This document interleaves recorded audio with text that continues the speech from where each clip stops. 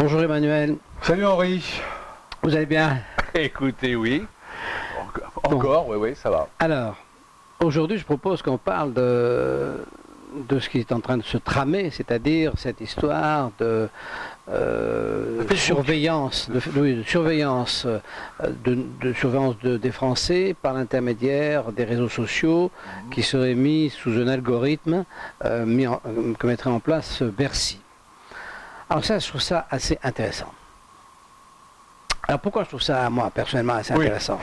Parce qu'on est 37 millions de foyers fiscaux. Ouais. Hein? Sur ces 37 millions de foyers fiscaux, on peut considérer que, allez, mettons, un peu plus de 60-70% ont des petits arrangements, alors qu'ils sont de deux ordres.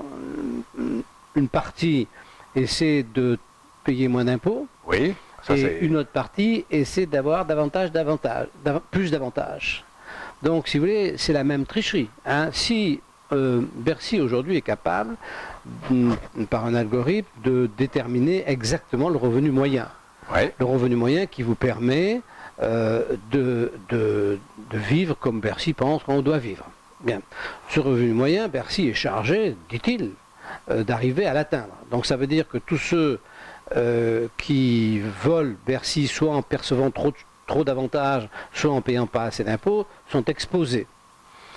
Donc, donc effectivement, à travers les réseaux sociaux, où tous les foyers sociaux sont connectés, si ce n'est eux, ce sont leurs enfants. Oui, bien sûr. Si ce n'est eux, ce sont leurs frères. Hein, voilà. Donc, mais dans les familles, il n'y a pas de famille où personne n'est connecté. Donc on peut connaître les revenus de famille, même y compris à travers les enfants, etc. Donc c'est une surveillance totale. Alors une surveillance totale, la presse, les différents avocats fiscalistes, enfin tous les gens qui en parlent, disent, bah oui, bon, peut-être, oui, quand même, pour les libertés, c'est un peu embêtant, mais dans le fond... on est plus à ça après, oui, de toute façon, dans la liberté. Personne ne dit la vérité, c'est-à-dire qu'on arrive au terme maximum de la terreur. De la traque. De la traque et de la terreur, oui, bien sûr. Pas de la traque, parce que pourquoi la traque, c'est pas le maximum de la traque. Admettons que on peut supposer, on est certain que les gens les plus intelligents du pays vont à Bercy, puisque la sélection est faite pour ça. Donc à Bercy, les types sont extrêmement intelligents. Donc ils sont parfaitement capables de mettre en place un algorithme qui marche. Donc de détecter absolument tout. C'est pas un problème. Alors on va prendre un exemple de personnes exposées comme ça, et dont on peut voir les revenus. Madame la Présidente de la République, enfin Madame l'épouse de Monsieur le Président de la République, Madame la Première Dame. Tous les jours, il y a LVMH ou je ne sais trop qui lui prête des fringues. Absolument, oui. Ça s'appelle fiscalement un avantage en nature. Oui. Le déclare-t-elle? Probablement pas. Bon, pourquoi elle ne le déclare pas? Parce qu'elle dit, mais attendez, je représente la France. On a bien compris que ça ne veut rien dire. Moi, je représente mon entreprise, vous représentez... Tout le monde représente quelqu'un. Tout le monde représente quelque chose. Hein, il n'y a pas qu'elle qui représente quelque chose. Donc tout le monde a le droit d'avoir des apparats qui permettent de représenter dignement la chose qu'il représente. Bon. Donc c'est pour dire que normalement, avec un algorithme qui marche comme il faut, etc., on va évidemment tomber tout de suite sur les vêtements dont dispose Madame la Première Dame. Et elle change sans arrêt, c'est des vêtements de marque. Voilà, donc tout de suite, elle va être redressée. Ouais. Ben, non, on ne va pas être redressée parce que on a 37 millions de foyers sociaux, mettons, on dit qu'on a 70% qui ont ce genre de petit aménagement. 3 x 7, ça nous va faire 25 millions de redressement potentiel. Hein, soit pour des gens qui ont des avantages pas déclarés, soit des gens pour... Voilà. Donc, 25 millions de dossiers. Qui traite 25 millions de dossiers? Comment on traite 25 millions de dossiers? Alors, soit c'est comme les PV routiers, c'est-à-dire c'est automatique, mais on est sorti de la démocratie, on est sorti de l'égalité de l'égalité de chacun. Hein. Donc, il faut qu'on ait un droit de recours. Mais les gens vont tous déposer un recours. Bon, donc on va avoir donc 25 millions de recours. Et quelle organisation peut traiter 25 millions de recours? C'est impossible. Mais non, ça ne viendra pas en même temps. Ben, ça viendra tous les ans quand ils vont balancer leur truc. Alors ça veut dire quoi? Ça veut dire qu'en fait, non seulement on installe la terreur, mais on installe évidemment l'élément clé de la terreur, c'est-à-dire la discrimination. C'est-à-dire la terreur, ça n'a d'intérêt que si ça fait peur, il faut que ce soit totalement injuste.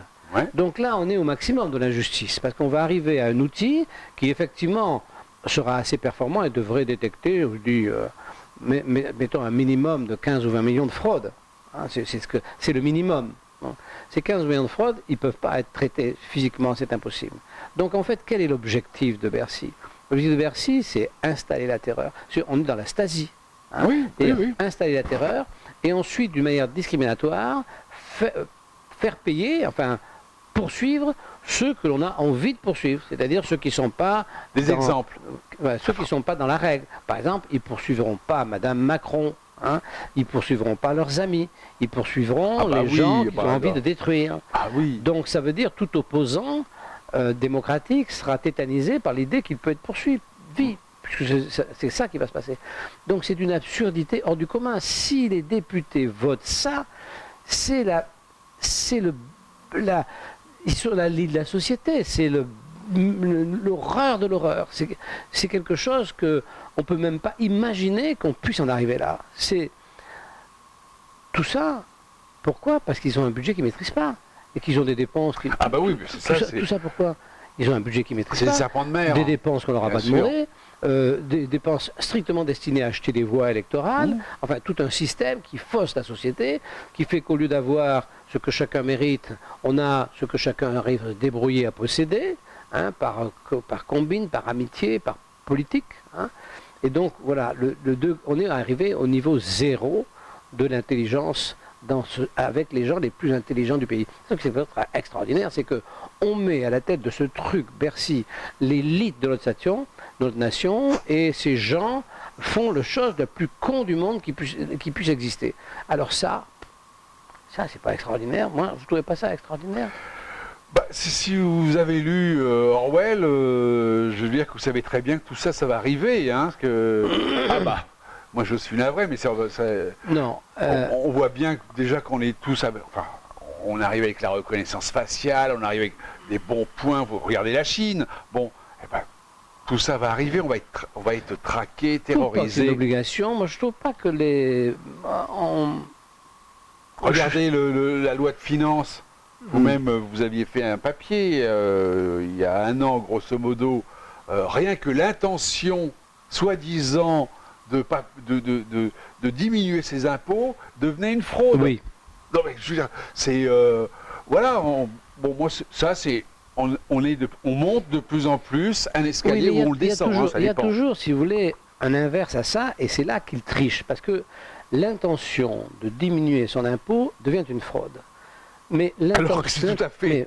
tout le monde veut diminuer. Mais parallèlement, l'intention de leur part de prélever un impôt plus important que ce qui est dû est une fraude aussi. C'est-à-dire que, si vous voulez, la fraude, elle est des deux côtés. Oui. Le problème, il n'est pas dans la détection de la fraude. Le problème, il est dans l'application après. C'est-à-dire que quand vous poursuivez, quand un inspecteur du fisc vous poursuit en disant vous avez eu une intention de tricher. Voilà. De diminuer votre impôt, c'est de la triche. Et donc, il vous poursuit. Bon, et on dit il a le droit, très bien. Oui. Mais quand vous le poursuivez en disant mais vous voyez bien que vous avez eu l'intention de me planter et qu'en réalité votre histoire elle n'est pas juste, c'est un mensonge. Et là on vous dit mais non, on vous dit c'est grave ce que vous faites. Ouais, voilà, circuler, oui, non, mais bien sûr. C'est grave ce que vous faites. Oui, vous avez dit à l'inspecteur des impôts mais vous êtes en train de me voler. Ah mais c'est très grave. Ouais. Ça c'est vraiment, c'est merveilleux comme réponse. Un magistrat qui vous dit c'est grave ce que vous faites. Alors vous... C'est grave de porter plainte parce qu'on vous vole. Oui. C'est ça. Vous devriez... Oui, on a connu ça, vous savez, il y a 30 ans, les gamines qui arrivaient à la gendarmerie, il y a un mec qui m'a vu, il dit, ah oui, mais tu l'avais mérité. Tu l'avais mérité. Bon, c'est bien fait. Voilà.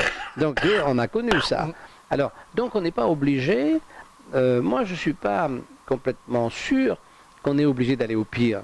Alors, on va voir ce que vont faire. Mais moi, je pense qu'à un moment donné, il va y avoir une révolte. Ah oui, non, mais ça... Il va y avoir une révolte. Oui, mais ça, c'est une deuxième partie. Oui, parce que là, on parle du gouvernement, on a une Assemblée nationale. Je veux dire, on n'a jamais vu ça. C'est une carpette. Elle vote tout ce qu'on lui demande de voter. Vous avez vu le coup la dernière fois, c'était quand même merveilleux. Ferrand, sur un amendement, je ne sais pas trop quoi. Donc, les mecs... Ah oui, il a trafiqué les... mais tout le monde l'a J'ai entendu vu. parler de Tout ça. le monde l'a vu. Ouais. Donc, non, mais c'est bon, c'est adopté. Ah non, alors il y a un député qui dit, on peut faire rapidement un lever assis. Non, c'est adopté. Et tout le monde a vu que la majorité votait contre. Ah ouais. Et ben, c'est passé comme être... Bon, donc ce que je veux dire, c'est qu'on a une Assemblée nationale de godillots, marcheurs, qui suivent tout ce qu'on leur dit. Voilà. C'est surtout... Enfin, donc il y aura une petite révolution, mais c'est pas eux qui... ça viendra d'ailleurs. La difficulté des élus, c'est la difficulté des élus, c'est leur incompétence. Oui. Mais ils sont incompétents parce qu'on a anormalement fait semblant de compliquer les choses. Les choses ne sont pas si compliquées qu'on fait semblant de le dire. Moi, j'ai eu un métier soi-disant compliqué qui n'est pas compliqué du tout. Je veux dire, c'est vraiment tout ça, c'est artificiel. Et c'est artificiel avec toujours le même but, avoir le pouvoir. Si vous voulez, c'est comme... Mais on est très proche. Enfin, on est vraiment très proche des folies de l'Église, c'est-à-dire qu'on est vraiment très très proche des folies des gens qui prétendent représenter l'abstraction. Bon, si vous voulez, le bon Dieu, on vit tous avec l'idée du bon Dieu, même ceux qui n'y croient pas, parce que c'est une abstraction qui fait partie de notre vie, c'est nous les hommes. Bon, et l'État, c'est pareil, c'est une abstraction dont on fait partie. Pourquoi? Parce qu'on sait qu'il y a des moments dans notre vie où on ne pourra agir qu'en meute. Parce que si vous voulez, on sait, ça nous vient de la nuit des temps, on sait que face au mammouth, il faut qu'on soit une meute, parce que le mammouth, il est plus costaud que nous. Bon. Et donc, si vous voulez, cette émotion de la nécessité de la meute a amené des gens à dire, mais nous sommes l'État, parce que dans le fond, l'État, c'est ça. Mais l'État, on n'en a besoin que quand il y a danger. On n'a pas besoin on a besoin d'être en meute quand il y a danger, mais après, on a besoin d'être un petit peu tranquille, d'être nous. Et donc, c'est là qu'arrivent des gens comme les gens de l'Église ou comme nos politiques qui profitent qui profitent de la méconnaissance, du fait que les gens n'ont pas eu le temps de réfléchir, ils sont aspirés dès leur jeunesse par la nécessité de manger, ils réfléchissent pas, ils n'ont pas le temps. Donc on profite de leur inculture pour les entuber, en fait. Oui, c'est ça. Mais vous, ce que vous voyez là, vous voyez les dangers sur l'histoire de Facebook, vous voyez les dangers sur l'histoire de l'intention soi-disant de frauder. Bon, les députés sont quand même capables, c'est pas des abrutis finis, hein, ils sont quand même capables de voir ce que vous voyez. Oui, mais ils vont quand même voter. Oui, mais parce qu'ils ne sont pas animés par la même chose. Eux, ils sont animés par l'idée d'avoir le pouvoir. Voilà, d'accord. C'est tout. C'est et là, de le garder. Et de le garder. Donc, si vous voulez, ce sont ce qu'on appelle des hommes de l'État, comme les hommes de l'Église. Ce sont des gens dont le vécu est entièrement lié à la croyance qu'ils arrivent à obtenir à cause de l'ignorance des gens. C'est-à-dire, ils ont intérêt, c'est pour ça qu'il y a le secret d'État, c'est absurde, ils ont intérêt à maintenir les gens dans l'ignorance pour leur faire croire qu'il y a quelque chose de très important dont eux s'occupent. Le quelque chose en question étant l'État. Bon, et les curés faisaient pareil en disant, oui, mais il y a Dieu. Mais il y a effectivement, cette abstraction de Dieu, elle existe, et l'abstraction de l'État, elle existe. Mais il n'y a pas ni Dieu ni l'État, ça n'existe pas physiquement. Pour de vrai. Donc, si vous voulez, on a réussi alors, quand le député vous dit, je vais vous avoir, parce que nous, il nous fait payer, mais aux autres, il donne. Ah bon, je vais avoir du boulot, il n'y a rien à foutre, mais ça ne fait rien. Je vais vous faire embaucher là. Voilà, dans je ne sais pas quel organisme. Voilà. Fonctionnaire. Oui, voilà, je vous fous là, fonctionnaire, vous êtes tranquille à vie, etc.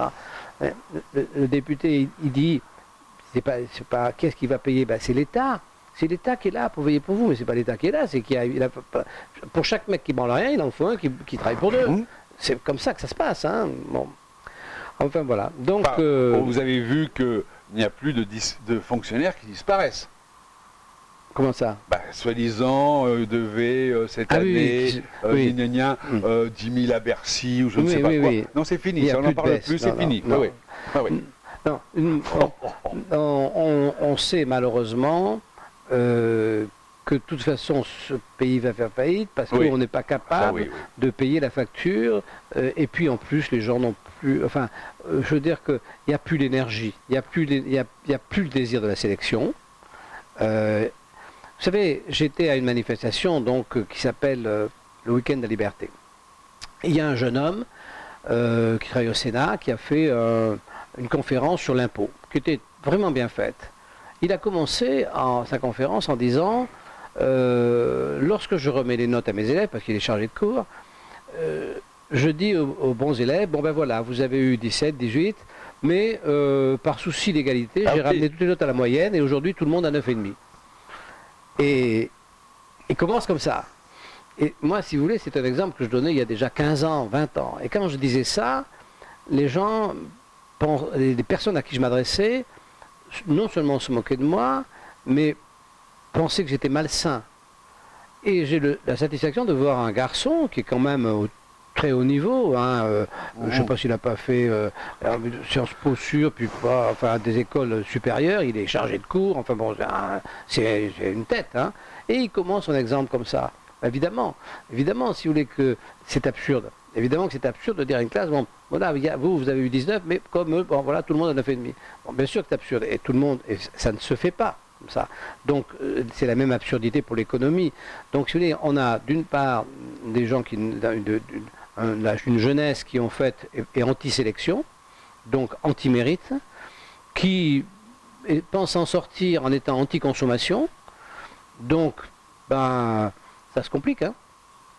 Pour ceux qui essaient de faire marcher la machine, ça se complique, parce qu'à partir du moment où on ne sélectionne plus, et à partir du moment où on ne consomme plus, c'est difficile de faire marcher une économie, hein.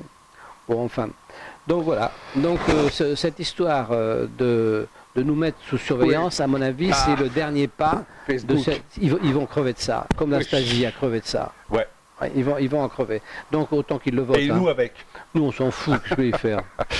Ah si, moi j'ai encore quelques années, hein. Oui, vous êtes vraiment un pied dans la tombe. Oui, moi je suis très vieux. Voilà. Mais moi j'ai encore quelques bonnes années. Ça c'est vrai. Allez. Qu'est-ce que vous voulez. Bon, on vous dit au revoir, à bientôt, au revoir.